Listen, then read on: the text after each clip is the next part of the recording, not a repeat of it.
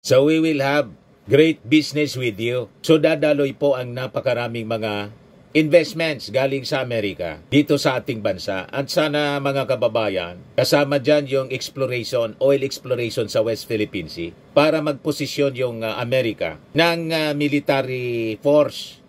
Kasi siyempre may interest na sila yung investment ng Amerika para sa oil exploration. Imbes na China po. Kasi ang China po, ang intensyon, kamkamin ang buong South China Sea na parte yung West Philippine Sea. At dapat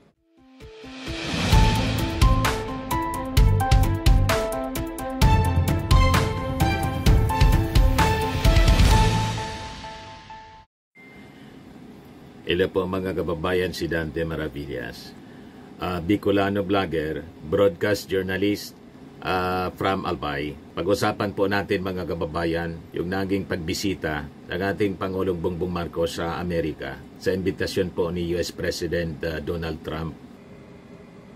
As usual, pinagtawanan yung ating Pangulong Bongbong Marcos ng mga DDS, ng mga critics sa trade negotiation mga kababayan, lalo na yung sa tariff. Yan po ang mga balita ngayon kasi. Sabi dito sa Inquirer, US cuts tariff on Philippine goods to 19%, still higher than the initial 17% rate after negotiations between President Ferdinand Marcos Jr. and US President Donald Trump at the White House.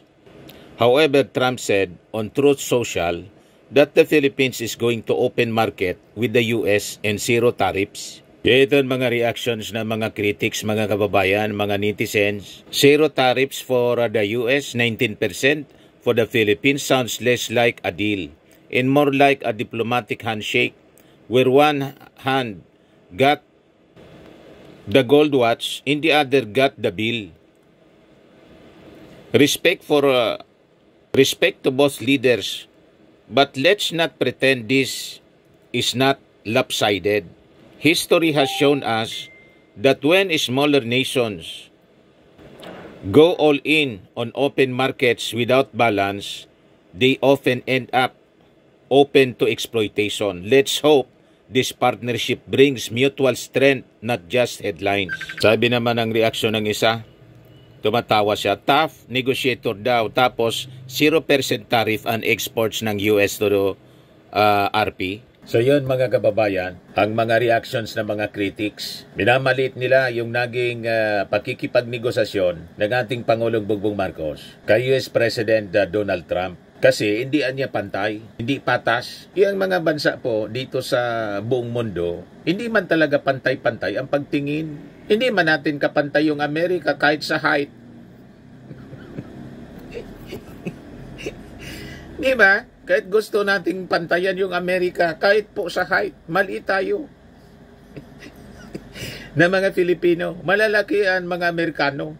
Di ba? Maski sa Chinese, o sa mga Europeans, hindi man talaga po pantay-pantay. Yan ang natura ng mga tao sa mundo at ng mga bagay. Iba-ibang sizes, iba-ibang strength, iba-iba ang dami ng yaman. So iba-iba ang pagtrato. Dapat yan po ma-realize natin. Walang pantay po sa mundo, kahit yung mga bundok, iba-iba yung height.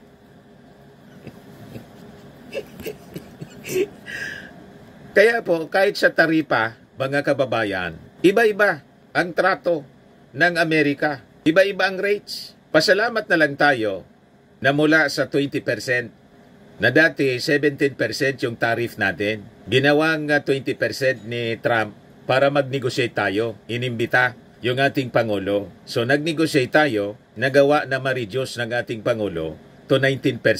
Ayaw ninyo? Kung ayaw ninyo, hindi man tayo niyan pipilitin ni Trump kung ayaw natin kasi mayaman sila. Ang mayaman po hindi namimilit sa pakikipagtransaksyon sa isang mahirap na bansa na tulad natin. Ang gawin natin dito, dapat magpaunlad tayo para sa bagong Pilipinas. Para baka someday, matapatan natin yung yaman ng Amerika. Di ba po, mga kababayan? Huwag sumama ang loob. Kasi dito sa mundo, kahit sa langit nga po, hindi pantay, kala ninyo, ang Diyos, pantay-pantay ang pagtrato sa atin ng mga tao. Hindi po. Iba ang trato niya doon sa mga anak niya at saka mga anak ng Diablo. Aralin ninyo po ang Bible. Hindi pantay-pantay yung pagtrato sa atin ng Diyos. Kahit nga yung mga ligtas na, yung mga pastor, halimbawa na naglingkod ng maayos sa Kanya. Ang daming mga na-convert para sa karya ng Diyos. Ang dami niyang crowns doon sa langit. Pero yung mga basta't naligtas at hindi man, mga tamad man lang po, tamad mag-share ng Word of God, walang crown po na kasindami ng mga pastor na talagang nagpagal. Ganun po.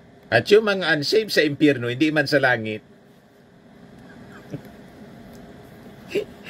Nakita ninyo? So kahit dito sa mundo ganun, iba-iba ang pagtrato, depende sa relasyon. Pasalamat na lang tayo, 19% yung nakuha ng ating Pangulo. Sa ibang bansa nga po, mas mataas dyan, gusto ninyo makita. Ayan o, US tariffs on the world. Cambodia, 49%. Yun ang pinakamataas o. Cambodia, 49%. Laos, 48%. Kita ninyo? Laos, 48%. Madagascar, 47%. Vietnam, 46%.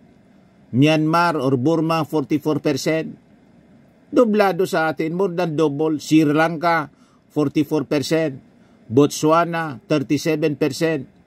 Serbia, 37%. Bangladesh, 37%.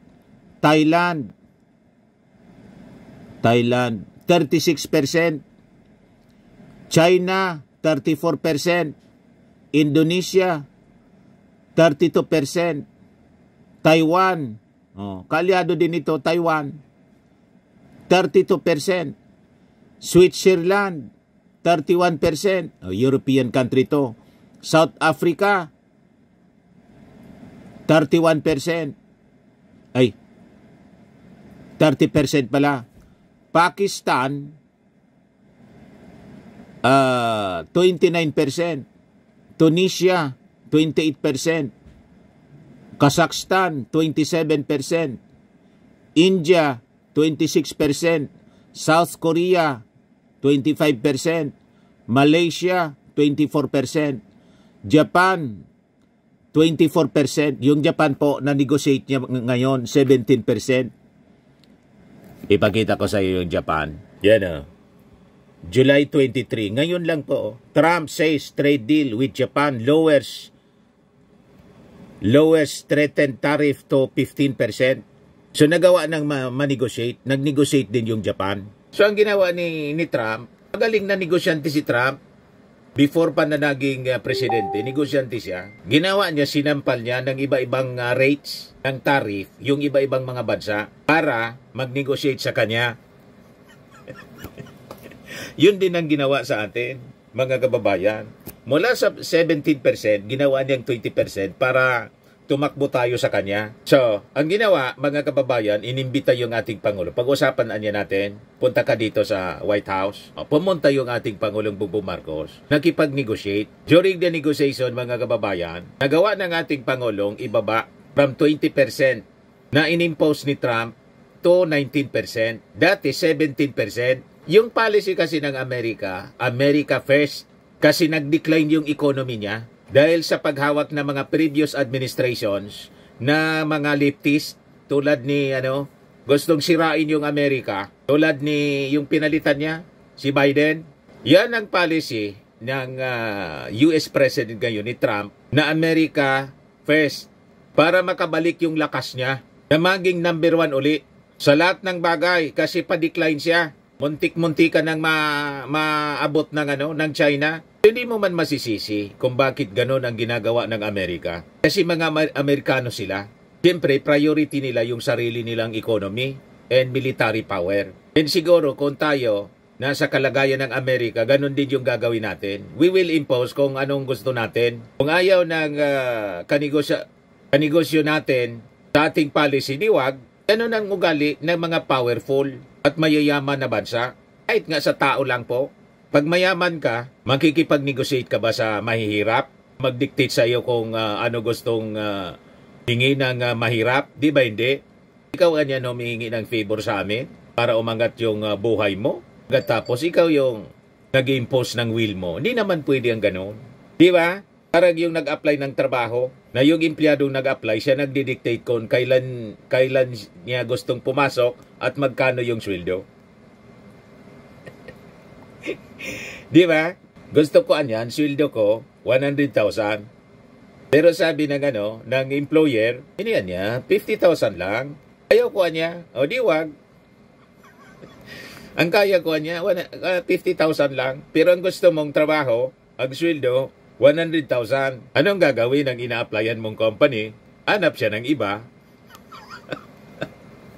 Ganon na lang yon mga kababayan dito sa mundo. You cannot impose your will, lalo't ang sitwasyon mo, wala ka sa lugar para mag-impose. Ang Amerika, nasa lugar sila na mag-impose kasi tayo yung may pangangailangan. Intindihan na ninyo? Ang problema sa atin, gusto nating i-level ang ating buhay, ang ating bansa sa mga bansang powerful. Kasi dapat patas. Kung gusto mong patas na pagtrato, di dapat pantayan natin yung Amerika muna. In terms of economic power and military power, pantayan muna natin. Pagkapantay na tayo ng Amerika, pwede na tayo mag-deal. Ganon po ang reality. Di ba? Kung hindi ninyo matanggap na reality, di paano? Bala ka sa buhay mo. Ganon lang po. We should be realistic sa ating mga dealings sa buhay. Dapat marunong tayo na kumilala at ma-realize ang ating standing sa buhay. Pero pasalamat na lang tayo kasi yung trato sa atin maganda pa rin. Pati in terms of business. Saka po sa tarifa po na ini-impose ng Amerika. Mas mataas pa yung ibang bansa. Yan napakalinaw po. Japan, 24% naging 15% kasi nag-negotiate yung Japan. Itong bansa, Jordan, ito hindi naman kilala, wag na. 20%. European Union, 20% din. Nicaragua, 18%. Philippines, 17%. Tapos, siningil tayo, inimpose yung 20%, naging 19% na ito ngayon. Ito yung dati 17%. Israel, 17%. Norway, 15%. Morocco, 10% ito lahat. Trinidad and Tobago, El Salvador, Saudi Arabia, Egypt, Honduras, Guatemala, Ecuador, Argentina, New Zealand, United Arab Emirates, Dominican Republic, Costa Rica, Peru, Colombia, Turkey, Australia, 10%. Chile, Singapore, Brazil, United Kingdom. Lahat sila 10% yung tariff ng Amerika. So ang masusunod siyempre, yung Amerika, tayo ang pwede nating gawin, makiusap, mag-negotiate, at nagtagumpay naman tayo. Imbes na 20% ang i-impose sa atin, na-reduce din siya ng 1%. 19% ngayon ang tariff ng Amerika sa atin. Mga exports natin na produkto sa Amerika. Yung China nga, powerful country, 34% yung tariff nila. So mas mababa pa rin sa atin, 19%. Panalo pa rin tayo po. Mas panalo tayo kaysa sa China. 34% sa China, 19% sa atin. Masama pa yung loob ninyo. Di ba po, mga kababayan? Tapos sabihin ninyo, mahina yung ating Pangulo sa negosasyon. Hindi tama. Yung sinabi ni Trump, pambubula lang na tough negotiator si President Bongbong Marcos, pero hindi totoo kasi 19% yung taripa. Mas mahina yung China kasi 34% sa kanila. Mas malakas tayo sa Amerika kaysa sa China. Nagets na ninyo. Mga bleeding hearts sa palagi na masyadong demanding. You cannot just demand. Tama yung sagot ng ating Pangulong Bongbong Marcos. Ang in-interview at pinagtatawanan ngayon. Sabi ng ating Pangulo, yung 19% na niya, yun ang in-impose nila. At least na-negotiate natin. From 20% to 19%. Kahit gusto ng ating Pangulo na gawing 17% yung dati. Ang masusunod po, yung Amerika, hindi tayo. Pasalamat na lang tayo, pinagbigyan tayo na i-reduce kahit 1%. Ganon dapat ang ugali. Yan o, yung ating Pangulo po, mga kababayan. Panoorin natin yung ating Pangulo. It's a great honor to have President And President Trump. Marcos Jr. of the Philippines, a great family legacy, and highly respected in this country. I know that because I have many friends in the Philippines, and there's great respect, or I couldn't say it, so congratulations. We're gonna... Mainggit naman kayo doon sa sinabi ng Presidente ng Amerika na sabi ng mga DDS, mas close kay Digong, BFF daw ni Digong. Pero binanatan dito sa press con, mga kababayan, sa pag-uusap pala, binanatan ni Trump si Digong. Hindi man siya pinangalanan, pero malinaw ng patama kay Digong. Hindi niya alam kung ano ang ginagawa niya. Sabi ni Trump, hindi daw alam nung previous administration ng Pilipinas kung ano ang ginagawa niya. At sabi ni Trump, I have my great respect sa pamilya Marcos. Iwan ko kung kasama si Amy. Kasi si Amy dumikit na doon sa mga Duterte. Nasabi ni Trump, hindi niya alam kung ano ang pinagagawa.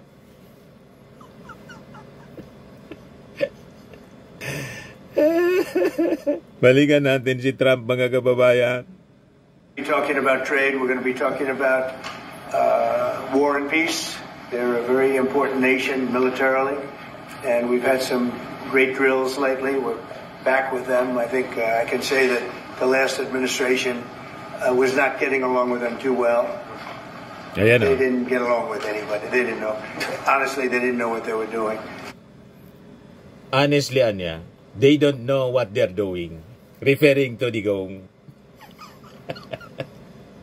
Hindi niya marunong to get along with others. Sabi ni Trump. And we've had some great drills lately. We're back with them. I think I can say that the last administration was not getting along with them too well. They didn't get along with anybody. They didn't know. Honestly, they didn't know what they were doing. Malinaw. Hindi niya alam kung ano ginagawa niya. Referring to Digong, the previous administration na niya. Kaya sabi natin, akala ko ba best friend ni Trump si Digong? Kasi nung manalo po, si Trump, mga kababayan, nung eleksyon, nung January, nagpa-party-party yung mga DDS, nag-post ng mga pictures kasama mga kababayan si Digong with Trump. Piniki pati mga picture po. O ngayon, alam na ninyo kung ano ang tingin ni Trump kay Digong. Hindi niya alam niya kung ano ang ginagawa niya. Tuloy natin, mga kababayan. Ang respeto mataas sa Marcos family. But we have some fantastic military relationships with the Philippines, and that's been reinstituted. And Pete, I would say that you couldn't be happier, right, with the relationship. Great partners. So I just want to say it's an honor to have you. We're going to talk about trade today, and it is an honor to have you. So Trump has great respect to PBBM. Yan ang ibig sabihin ng it's been an honor to have you. Inimbita mismo at pinatira sa Blair House, guest house ng mga presidente, kung saan doon din tumuloy yung dating Pangulong Marcos Sr. nung inimbita ng Amerika, panahon ni Ronald Reagan. You see? We're very close to finishing a trade deal, big trade deal actually, and we do a lot of business with you. It's a lot of income coming in for both groups. But I was surprised to see the kind of numbers. They're very big, and they're going to get bigger under what we're doing and what we're proposing. So we will have great business with you. So dadaloy po ang napakaraming mga investments galing sa Amerika dito sa ating bansa. At sana, mga kababayan, kasama dyan yung oil exploration sa West Philippine Sea para magposisyon yung Amerika ng military force.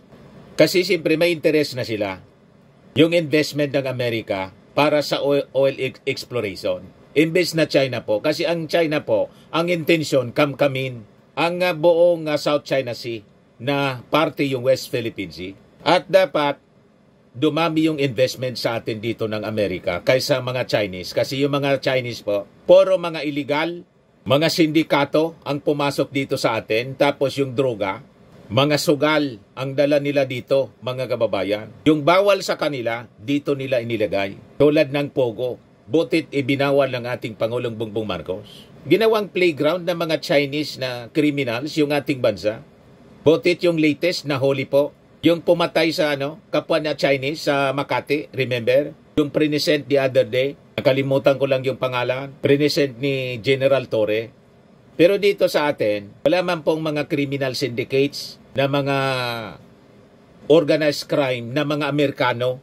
Walang ganon. Nandito yung mga Amerikano para makipagbalikatan, military training dito po sa atin. You see?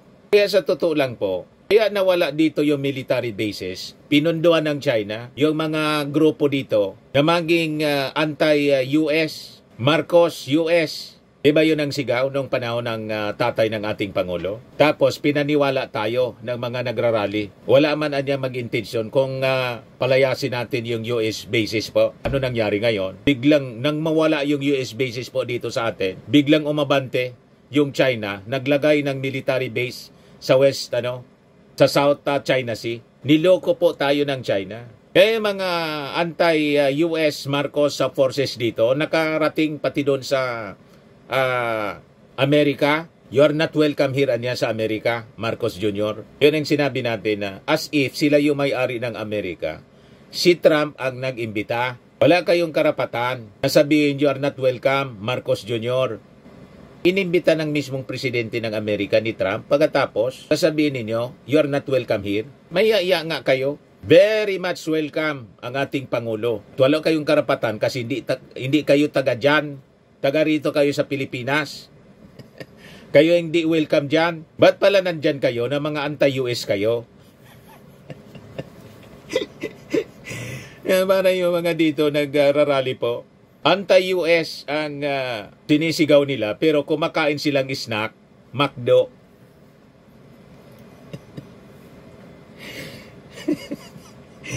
Si Renato Reyes. Di ba? And I just want to thank you for being with us. It's a great honor. You and your representative. It's really a great, great honor. We have a big announcement. AstraZeneca, the big drug company, is going to spend $50 billion just announced $50 billion in the United States in order to build various places all over the country, big manufacturing plants, pharmaceutical plants all over the country. So mag-invest dito yung AstraZeneca pharmaceutical company. Billion na US dollars na investment. You see? It's an honor. And he said they did that because of the election and because of the fact that the tariffs are placed. So they're building their facilities in New York. $50 billion, that's a big investment. And it's going to be a very good investment. I have no doubt about it. So thank you to AstraZeneca. And with that, I'd like to have you say a few words, please. Thank you very much, Mr. President. Of course, we're all very happy to be here to once again reaffirm the very strong ties between the Philippines and the United States. Walang script yan mga kababayan magsalita. Extemporaneous po. Ganon katalino yung ating Pangulong Bongbong Marcos. Ewan ko kung si Sara Duterte, halimbawa, iparayo ni Diyos, sabi dito sa amin. Ipalayo ng ating Panginoon, maging Pangulo, kung kaya ni Sara yung ganyan. Di ba po? Malamang kaya mga kababayan ng Pilipinas. Ang kausap niya yan sigurado, si Xi Jinping palagi. At hindi niya gagamitin yung English sa pakikipag-usap, kundi Chinese po. Di ba? Go back over 100 years. And considering the context in which we live these days, especially in my part of the world, this has evolved into as important a relationship as is possible to have. We must remember that the United States is our only treaty partner in the Philippines, and that has stood us in good stead over the years, certainly through the Second World War, and the cultural memory of all Filipinos, down to even the school children, is that our strongest, closest, most reliable ally has always been the United States. That is something that we value, that we are grateful for, and that we will continue to foster as we go on. Yan ang ating Pangulo. Talagang isa siyang statesman. Mapagpakumbaba, marespeto. Kaya mataas din yung respeto ng Presidente ng Amerika. Respect begets respect kasi po. Hindi tulad ng pumunta dyan si Zelensky po. Pinalayas ni Trump. Mayabang si Zelensky, yung presidente ng Ukraine. Dayo ka, pumunta ka dyan sa bahay ng presidente ng Amerika. Pagkatapos, napakayabang mo. Isumuot mga kababayan ng maayos na damit. Nakasuot ang t-shirt latang yung panggira. Walang respeto. Sabi ni Trump, bakit niya ganyan ang suot mo? Punta ka dito sa White House. Ayun, mga kababayan, napakaraskal, napakasama ng bibig. Pinalaya si Trump. Hindi na pinakain po ng panangalian po. Malalas kayo dito. Afterwards, ayun, sumurrender din si Zelensky, nagipag-usap. I-powerful yung Amerika, babastusin mong ganon, tapos hihingi ka ng tulong sa kanya. Kung may pangangailangan ka, dapat marunong kang makipag-usap ng may respeto. Hindi yung ikaw, kailangan mo ng tulong namin, pagkatapos napaka-argwanti mo. Ayan, mga kababayan, sarap ng media, hinamyaman ni ni US President Trump si Zelensky po. Sinirmonan po, pinagsalitaan ng mga mabibigat na salita. Pero yung ating Pangulo po, napakaganda yung pagtrato. Kasi marunong po makikipagkapwa, rumispeto yung ating Pangulo. Kaya sabi ni Trump, I have a great respect to your family. Barkada kasi ni Trump, si Mrs. Imelda Romualdez Marcos. O diba? Napakaganda yung pag-uusap ng dalawa po. With the leadership of President Trump, I am very confident that we will be able to achieve that. I think it is worthwhile to remember that it was President Trump who, in his first term, characterized the relationship between the Philippines and the United States as ironclad. And that has been necessarily the case since that time that you made that statement, sir. Kita ninyo, tinawag pa ni President Bongbong Marcos si Trump na sir. Ang ibig sabihin ng sir, respect for a man. Di ba ganon? Pag tinawag mong sir, kaya yung mga maestro, yung mga teachers natin, tinatawag nating sir. Kasi ang ibig sabihin ng sir, pag gumamit ka ng term na sir, ang meaning niyan, you address a person with high respect, polite. Yan use as a polite or respectful way of addressing a man, especially one in position of authority. Naturuan kasi po ng tama ng kanyang tatay, ang presidente rin, yung ating Pangulong Bongbong Marcos. Kaya, refined siya, gumalaw, pati magsalita po. Refined. Hindi rascal, hindi masama ang bibig. Pati yung Santo Papa, pinagmumura, si Clinton o si Barack Obama. Ano gumandang relasyon mo sa mga bansa sa mundo, mga leaders ng mundo, pag ganyan ang ugali mo? Pang kanto boy. Si Sarah, sabi ni Sarah doon sa dahil sa pagbaha, yung tubig ba daw i-deliver sa Palasyo Malacanang, tapos ipainom kay PBBM at mga kasama. Una, nagbanta na patayin yung ating Pangulo. Patayin na niya ninyo si PBBM, si BBM, si Lisa, si Martin. Ngayon, i-deliver daw yung tubig baha sa Malacanang, ipainom. Tubig baha, ipunin, i-deliver sa Malacanang. Ipunin po nating lahat, tubig baha, tapos i-deliver natin sa Malacanang para may mainom siya, para meron silang mainom doon. Ganon po ang gagawin natin. Post yan ni Ramon Tulfo. Kaya sabi ni Ramon Tulfo, habang marami sa ating mga kababayan ay nagdurusa sa malawakang pagbaha, si Sarah, luka-luka ay nagsasaya. Baliw. Ang mga tao na humahanga sa babaeng ito ay baliw din. Sabi yan ni Ramon Tulfo. You see, walang respeto po. Yung bibig, parang imburnal, mga kababayan, yung bibig. Napakasama magsalita. Tapos nag-ambisyon maging Pangulo. Ano na lang ang mangyari sa atin yan? Babalik tayo sa nakarang administrasyon. Walang respeto ang mga leaders ng mundo. You see? Pero tingnan ninyo ang ating Pangulong Bongbong Marcos. Napakataas ng respeto na binigay ni Trump. Kasi marunong siyang magrespeto din. Respect begets respect. Yan o. Napakaganda yung pag-uusap ng dalawa. And it is something that the Philippines will always hold close to its heart. Thank you once again, and we are honored, and it is our great pleasure to be here and to visit with the President of the United States. Thank you, sir. It's my great honor. Any questions? Mr. President, Yeah, please go ahead. Mr. President, would you press con think pala that to. Jerome Powell should resign? May press ko ng dalawa. But he's going to be out pretty soon anyway. In eight months he'll be out. But I call him too late. He's too late all the time. He should have lowered interest rates many times. Europe lowered their rate 10 times. We lowered ours none.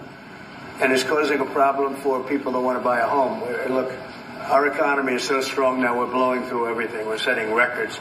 You know that. You see that. And whether it's the Philippines or anyone else, we're setting records at levels that nobody's ever seen before. But you know what?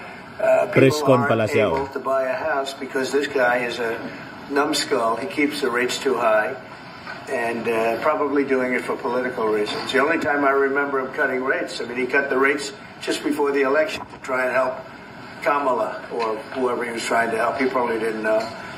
And he's building a building. He's $2.7 billion. They have a $900 million overrun. What is that? And that was given by Biden. That was another Biden deal. And this guy's building this building that's overrun. And what does he need the building for? Why does he need space for more people? So they did a big study the other day, and they called all the great intellects and the great economists and all of the great everything. Well, as you say, we are chairing ASEAN for 2026.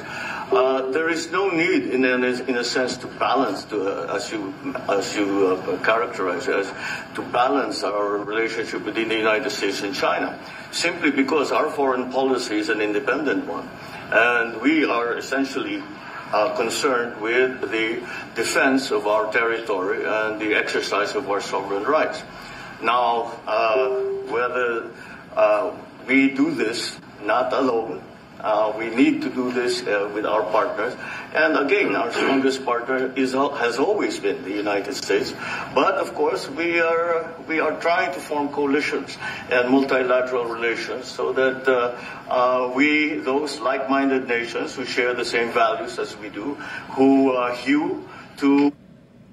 So, malinaw po, kaya yung policy ng ating Pangulong Bongbong Marcos, hindi totoo po na tayo ay tuta ng Amerika tulad ng sinasabi ng mga anti-Marcos, anti-US. Hindi tayo tuta, independent po tayo. Kailangan natin ang ugnayan. No man is an island, pakikipagkapwa sa mga bansa na pareho natin yung values. Hindi tulad ng China, hindi po tayo parehas ng values. Ang China po, communist China. So, ang gusto nila, maging tulad tayo ng communist China. Hindi po maaari. Ang China po, godless country, atheist country. Kaya tingnan ninyo, nakikipag-alyado sa China po.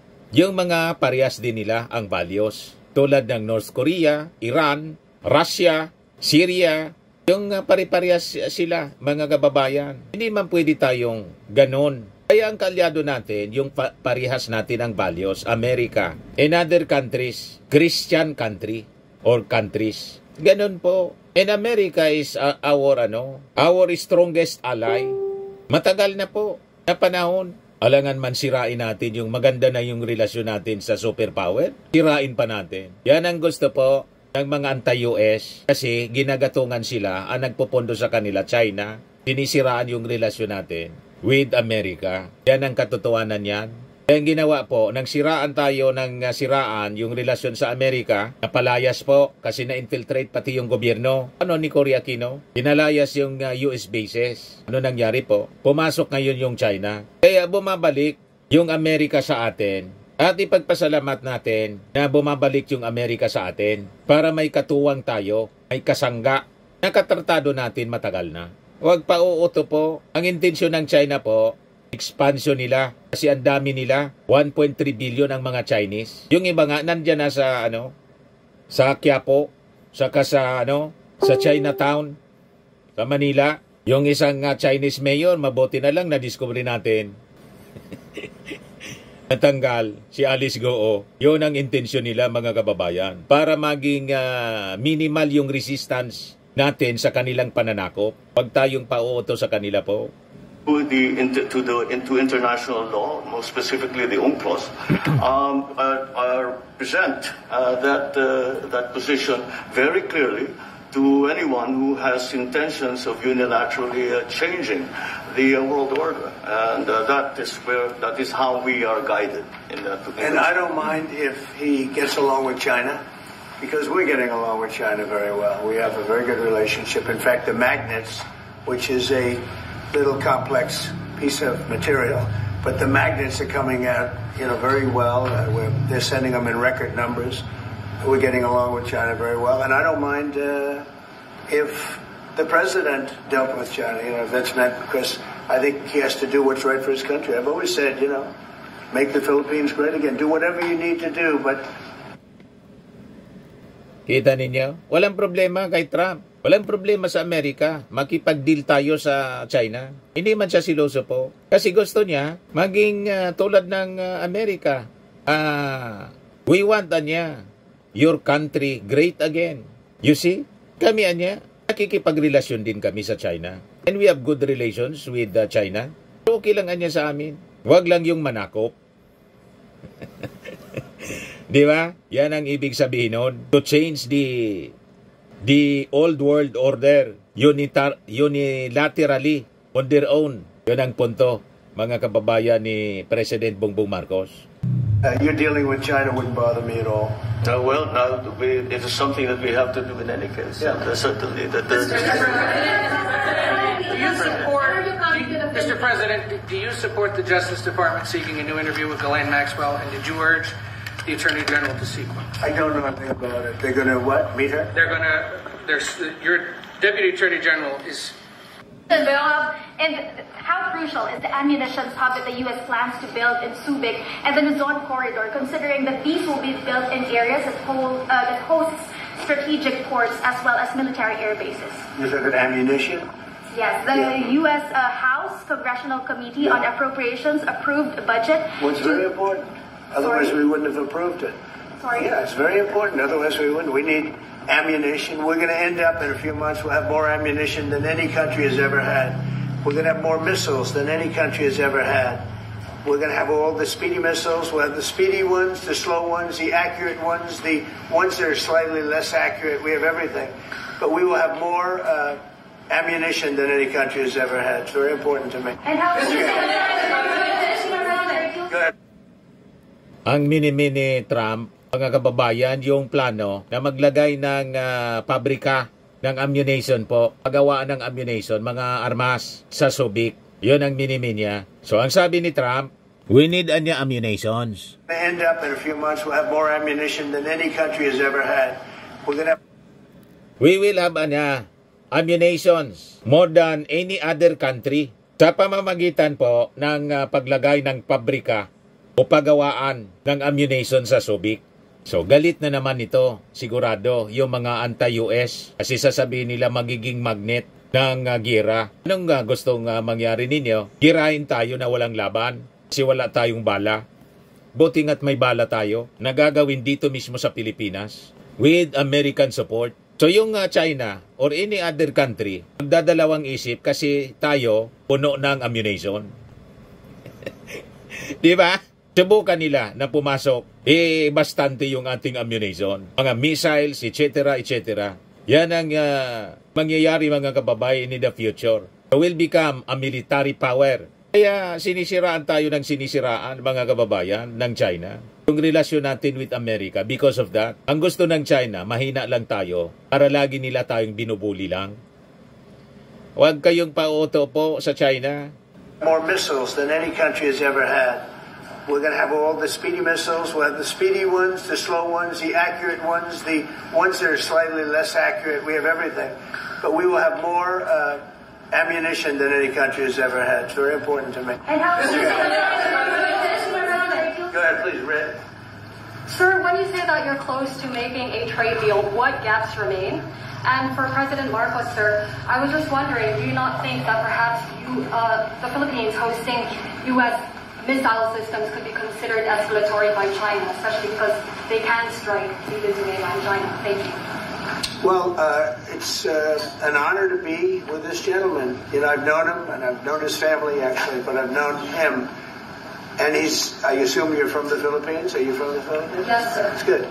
You're very lucky to be from the Philippines. It's a great place. But Kita ninyo, Pilipina pala yon na nagatanong. You're very lucky, niya sabi ni President Trump, you are from the Philippines. Di ba? Napaka-importante yung Pilipinas sa Amerika. But we're going to have a very good relationship. I mean, I know you had some problems with another president, and it was not your fault. It was the president's fault, and the country was maybe tilting toward China, but we untilted Referring it to very, very Digong. quickly.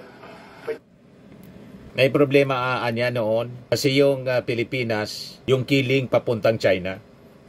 Pero niya na bago uli, nabalik. Yan ang sinasabi ni Trump. You know, you had a country that was tilting toward China for a period of time, and I just don't think that would have been good for you. You can deal with China, you should deal with China, but when I got elected, everything changed, and they came right back to us. President Trump, with regards to the extended President Marcos, Say it again. Yeah, Brian, go ahead. Oh, Mr. President, I just wanted to piggyback off the Sorry, I have a housing. question to President Marcos. Yes. I'm sorry, what was the question again? It was about whether having U.S. missiles hosted in the Philippines could be considered escalatory by China. All of what we consider part of the modernization of the Philippine military is really as a response to the circumstances that surround the situation around the South China Sea and now what we used to refer to as Asia Pacific, which we have expanded now to the Indo-Pacific. And if we would certainly, like in any kind of military spending, we would wish that that wasn't necessary, but it is. And so that is what we are doing. And as an adjunct to the question about the ammunition production, this is actually the United States is assisting the Philippines in what we call our self-reliance defense program, which is to allow us to be self-reliant and to be able to stand our own 2 feet, whatever the circumstances that occur in the future. And that the reason that we have encouraged more interaction with the United States is because it is necessary. And it is not just with the United States. It is with all our neighboring countries and even countries as far afield as the Scandinavian countries, the EU.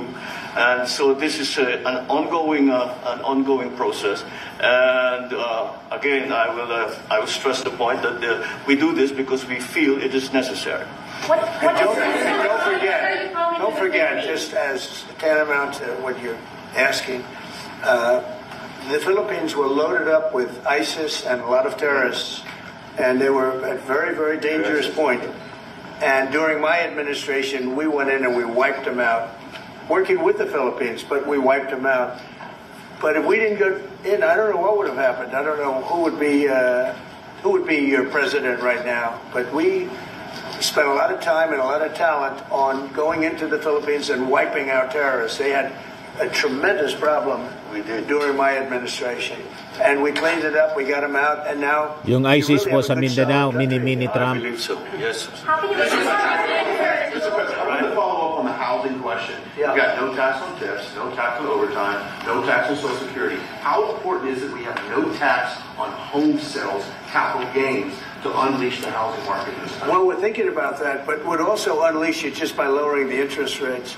If the Fed would lower the rates, we wouldn't even have to do that. But we are thinking about no tax on capital gains on houses. And I'm very impressed that you asked that question because nobody knew that. Well, how did you find that out? That's very... I wonder why there's so Sa mga naghanap ng malinis and spacious fitness gym, pumunta lang po kayo sa aming Colossal Fitness Gym. We also offer Grab Car Rental with our brand new 2023 model ng Toyota Innova. We also accept booking for those who are planning to travel via PAL, Cebu Pacific, and other airline companies, local and international, and bills payment for Meralco Bills, PLDT, Aleco Bills, etc. Ang Colossal Fitness Gym is located at 3rd floor Security Bank Building, Landco Business Park, Legazpi City, Albay. For inquiries, look for Chilon Maravillas. Contact number 0966-802-0949. Yan yung aming Innova. Lagi na pong matao sa amin. Pati mga foreigners po, tingnan ninyo. Mga British tourists sila. Ang lalaki ng katawan na, mga kababayan, nag-gym sa amin. Ito naman po, Indian National. Ito mga mga European sila. Ito naman yung bago naming product na binibenta online, iGlow Serum. Whitening po siya galing sa South Korea. Tingnan ninyo yung epekto sa aking anak na architect entrepreneur, Riz Maravillas. For inquiries, look for Riz Maravillas on FB. Ito naman po, Firmax Firming and Lifting Cream. Mainam po ito sa mga pains at paninigas na mga kaso-kasuan. Ito po, Automax Radiant Serum. Sa mukha naman yung application. Anti-aging po siya. You will look 10 years younger than your age. Ito naman po yung bagong product naming binibenta online. I Am Worldwide Amazing Pure Organic Barley Powdered Drink Mix from Australia. Endorsed by Maritoni Fernandez, isang cancer survivor po. Ang dami pong nagninegosyo nito. Gusto ninyo magnegosyo? Mag-message lang po kayo sa amin. Yan po, ang babata pa nila, mga kababayan. Yan mga endorsers po ng barley. Message lang po kayo sa aking anak na architect entrepreneur. Gusto ninyo magnegosyo o magbenta nito o mag-try, mga kababayan. Riz Maravillas on FB. Sa mga mahilig naman po sa mga imported bags and wallets, dumiretso na lang kayo sa page ni Ma'am Eileen Rosales, Eileen Closet. Nakabase siya po sa Amerika. Ito naman po yung bago naming product na binibenta online. iGlow Serum, whitening po siya. Tingnan ninyo yung epekto sa aking anak na architect before and now. Yung mga inquiries po ninyo, dumiretso na lang kayo sa kanyang Facebook account, Riz Maravillas.